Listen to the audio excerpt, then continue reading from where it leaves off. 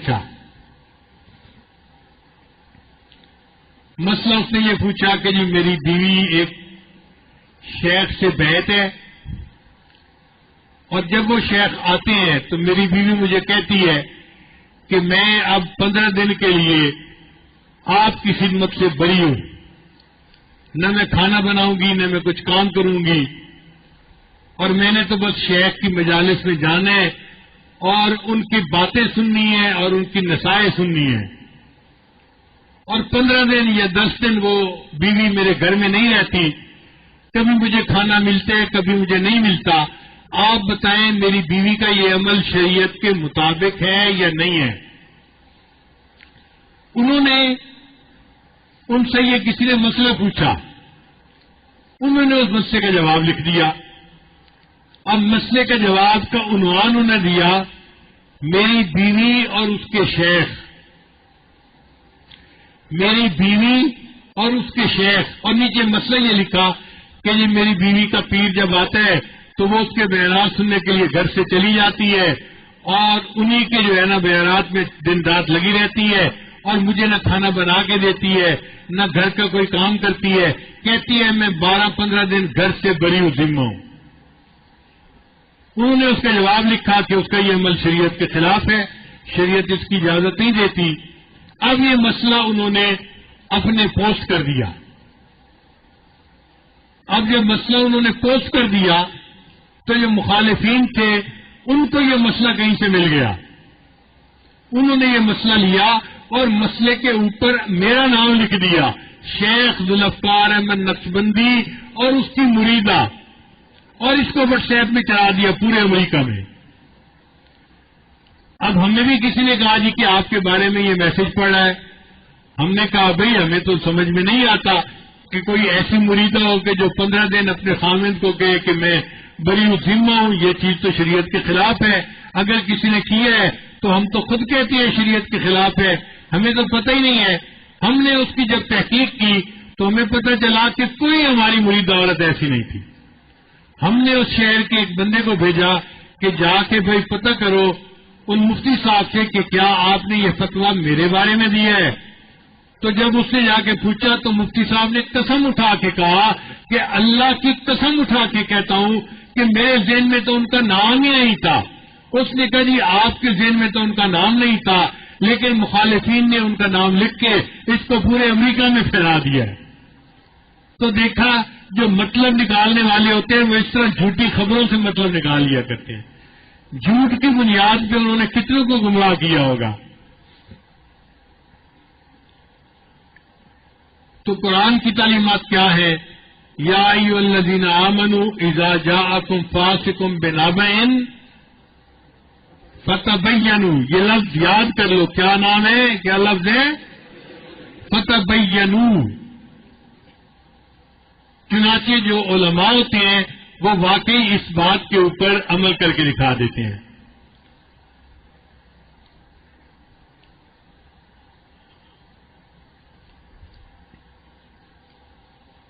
ہمارے ایک مخالف صاحب تھے، اصل میں مخالفت تو تھی اس کو میرے بیٹوں سے کہ یہ کہیں مہد کو نہ سنبھال لیں. اس کا جی چاہتا تھا کہ مجھے اپنا نائب ڈکلیئر کر دیا جائے. اسی لیے اس نے یہ میسج بھی پھیلایا کہ جی ان کے بیٹے تو خلافت کے اہل ہی نہیں ہیں. اللہ اکبر کبیرہ. الحمدللہ ثم الحمدللہ. اللہ رب العزت نے اگر مجھ پر احسان کیا کہ مجھے اللہ نے 2 شہزادے دیے اور وہ حافظ بھی ہیں عالم بھی ہیں اور تصوف و سلوک میں انہوں نے میری آنکھوں کے سامنے اپنی زندگی گزاری ہے، تہجد پڑھنے والے ہیں، اور ان کی زندگی پر میرا اتنا اطمینان کہ میں نے اپنی زندگی میں ان کی ذمہ داری اپنے سر قبول کی اور ان کو اجازت و خلافت دی. تو یہ تو میرا اور اللہ کا معاملہ ہے نا. بھائی تم مامے لگتے ہو، تم کہاں سے آگے اٹھ کے بات کرنے والے کہ جی وہ اس کے اہل نہیں ہیں. اب بچے بیان کرتے ہیں ان کو دکھ ہوتا ہے جی اتنا اچھا بیان کیوں کر لیتے ہیں. بچے نیکی کی زندگی گزارتے ہیں ان کو تکلیف ہوتی ہے جی اتنا اچھا جماعت کو کیوں سنبھال رہے ہیں. انہوں نے میرے پاس پیغام بھیجا، ایک مفتی کو بھیجا. اسی مہد میں مفتی صاحب میرے پاس آئے، مجھے کہنے لگے جی کہ میں ان کے مدرسے میں پڑھاتا ہوں اور وہاں تو آپ کے خلاف یہ ہوتا ہے، یہ ہوتا ہے، یہ ہوتا ہے. میں نے یہیں بیٹھ کے مسجد میں اس سے کہا کہ مجھے یہ بتاؤ کہ اس مسئلے کا حل کیا ہے، مجھے یہ بتاؤ اس مسئلے کا حل کیا ہے. کہنے لگے جی اس مسئلے کا حل یہ ہے کہ آپ ان کو بلا کر ان کی امامہ پوشی کروا دیں کہ آپ کے بعد آپ کی جماعت کے نگران وہ بن جائیں گے. میں نے کہا کیوں؟ اللہ نے مجھے اولاد نہیں دی، میرے اپنے بیٹے ہیں اور اہل ہیں. اگر پہلی عمر میں چھوٹے تھے تو کوئی بات نہیں، اب تو چھوٹے نہیں، اب تو بڑے ہو گئے، اب تو اللہ نے ان کی صفات لوگوں پر بھی کھول دی، وہ اس قابل ہیں کہ وہ سنبھال سکیں تو وہ سنبھالیں گے. الولد سر لابی، تو میں کسی اور کو کیوں اپنا نائب بناؤں؟ تو پتہ چلا کہ یہ سارا جھگڑا جو تھا یہ وہ نائب بننے کا جھگڑا تھا، نہ بن سکے. اب ٹکرے مارتے پھر رہے ہیں کہ کسی طرح حضرت کے خلاف فتویٰ آ جائے، خانقاہ کے خلاف فتویٰ آ جائے، ان کا کام سرے سے بند ہو جائے. بھائی جسے اللہ رکھے اسے قوم چکھے، تم الٹے بھی لٹک جاؤ، تم اس کام کو بند نہیں کر سکتے. اگر اللہ کی رحمت کا سایہ ہے، اللہ اس خانقاہ سے قیامت تک اس فیض کو جاری فرمائیں گے.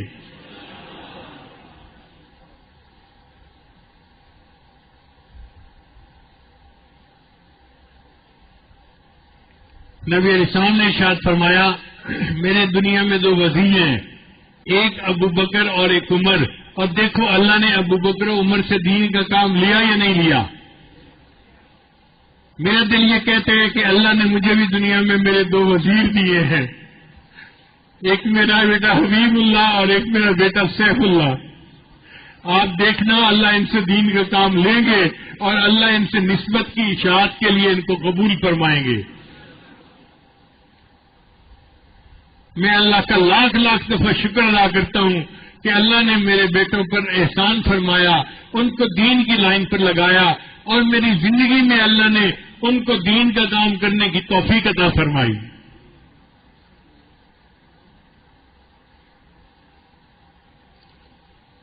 حبیب اللہ کی عمر اس وقت 2 مہینے کی تھی، چھوٹا بچہ تھا.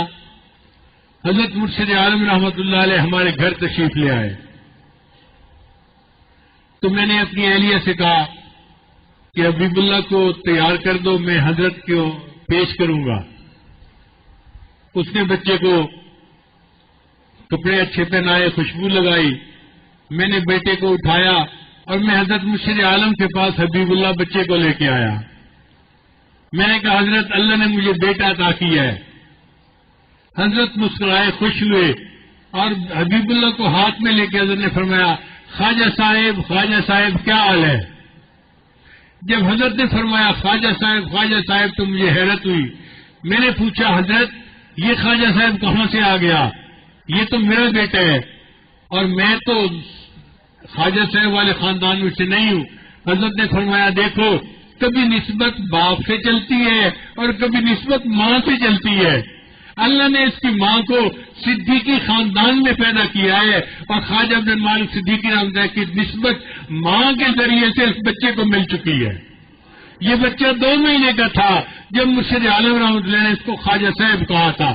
اب اگر میں اس خواجہ صاحب کے اندر یہ حالات دیکھ رہا ہوں نیکی کے اور میں نے تصدیق کر دی اور اس کو اجازت دے دی تو کسی کے پیٹ میں بل کیوں پڑتے ہیں؟ ذالک فضل اللہ یؤتیہ من یشاء واللہ ذو الفضل العظیم. تو قرآن مجید میں کہا یا ایھا الذین آمنوا، اے ایمان والو،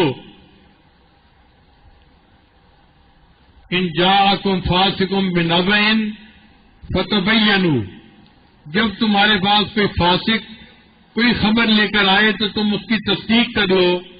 ان تصیبوا قوما بجہالۃ فتصبحوا علی ما فعلتم نادمین، ایسا نہ ہو کہ تم کسی قوم کے اوپر جا پڑو اور تمہیں بعد میں پھر شرمندگی اٹھانی پڑے اپنی جلد بازی کے اوپر.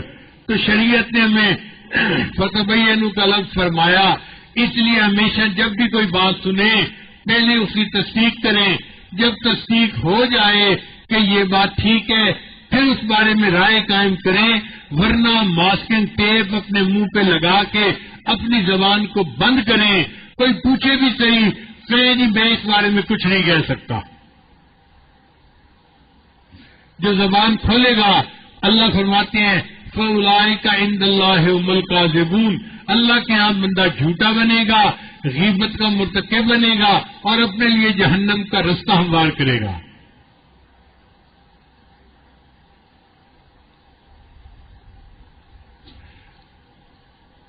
ہزاروں لوگ اس وقت سامنے بیٹھے ہیں، آپ بتائیے کہ مخالفین نے اس خانقاہ کے بارے میں کیا کیا منفی پروپیگنڈا نہیں کیا؟ آپ نے کبھی اس عاجز کی زبان سے کوئی لفظ سنا؟ میرے بھی اندر دل ہے، میرے بھی احساسات ہیں، میں بھی ہرٹ ہوتا ہوں، مجھے بھی دکھ ہوتا ہے، میں بھی کئی مرتبہ تنہائی میں بیٹھ کر روتا ہوں، مگر کبھی میں نے اپنی زبان نہیں کھولی۔ کیوں؟ کہ میں نے اپنے بڑوں سے دین کو سیکھا، مجھے پتا تھا کہ میں کسی بات کے اوپر بات تب کروں گا جب موقع آئے گا۔ آج شریعت نے مجھے موقع دیا کہ میں اس بات کو کھولوں، تو میں نے قرآن مجید کی تفسیر کرتے ہوئے فتبینوا کے لفظ کے سامنے اپنی حقیقت حال کو کھول دیا، تو میں نے گویا قرآن مجید کی تعلیمات کے مطابق اس معاملے کو سمیٹ دیا۔ لہذا آج کے بعد ایسے منفی پروپیگنڈے کو زمین میں دفن کر دیں، کوئی اگر بات کرے تو اس کے منہ کو بند کر دیں، اور اگر کوئی بندہ اپنا زبان بند نہ کرے تو آپ اس سے اپنا تعلق ہی چھوڑ دیں۔ ارادت شیخ سے ہوتی ہے اور محبتیں دوستوں سے نبھاتے پھرتے ہیں۔ اور جی فلاں سے میری دوستی تھی، اس نے مجھے میسج بھیج دیا تھا۔ بھائی کہاں گئی تمہاری دوستی؟ تم کتنے جو ہے وہ بغیرت بیٹے ہو جو اپنے باپ کے بارے میں ایسی باتیں برداشت کرتے ہو۔ مکتوبات امام ربانی مجدد ثانی رحمۃ اللہ سنیں، امام ربانی مجدد ثانی رحمۃ اللہ نے فرمایا ہے کہ جو مرید اپنے شیخ کے بارے میں بات کرے کتا اس سے زیادہ بہتر ہوتا ہے۔ یہ الفاظ ہیں حضرت مجدد صاحب کے۔ کیوں؟ کہ کتا وفادار ہوتا ہے، یہ مرید اپنے شیخ کا وفادار نہیں، یہ کتے سے بھی بدتر ہے۔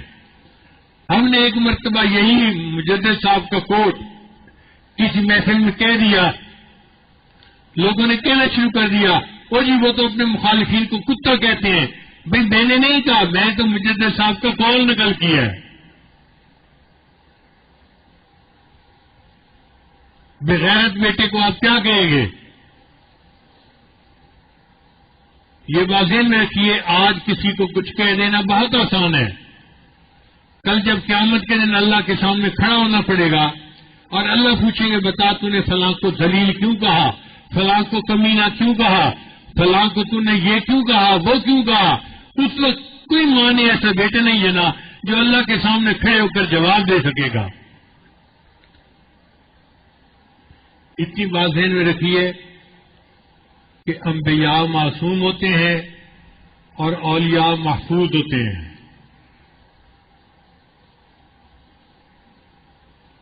ہم ایک عام انسان ہیں، ہم سے اگر کوئی غلطی ہو بھی جاتی ہے تو ہمارے لیے توبہ کا دروازہ کھلا ہے، وہ کوئی نہیں بند کر سکتا۔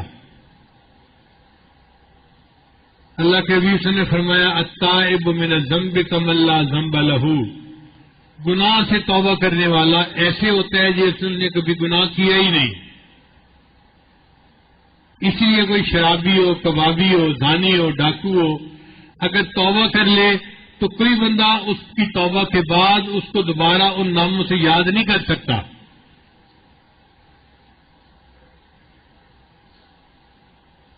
امام بخاری رحمۃ اللہ کے کئی ایسے استاد تھے جو کسی وقت میں ڈاکو تھے، پھر توبہ کر لی اور اتنے بڑے محدث بنے کہ امام بخاری کے استاد بنے۔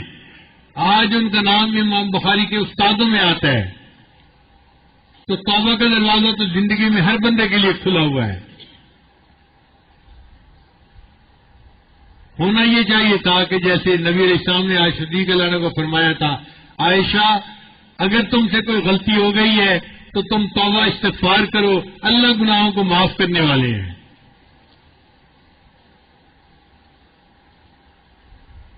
مگر ان کا مقصد کوئی اصلاح نہیں تھی، ان کا مقصد تو جانشین بننا تھا۔ اس کے لیے انہوں نے کہا کہ بس اب حضرت کا بھی پروپیگنڈا کرو، اس کو کہتے ہیں کہ کسی کی پرسنالٹی کو مسخ کر دینا۔ کرو جتنا کر سکتے ہو، اور ان کے اولاد کی بھی، چنانچہ میسیجز بنائے حبیب اللہ کے بارے میں، سیف اللہ کے بارے میں، اور ان کو بھی نااہل کرنے کی کوشش کی۔ تمہاری مرضی نہیں چلے گی، اللہ کی منشا چلے گی۔ اگر میرے آقا، میرے پیر و مرشد حضرت مرشد عالم رحمۃ اللہ کی زبان سے نکلے ہیں خواجہ صاحب، تو اللہ تعالیٰ اس بندے کے سے نسبت کے اس کام کو ضرور قبول فرمائیں گے۔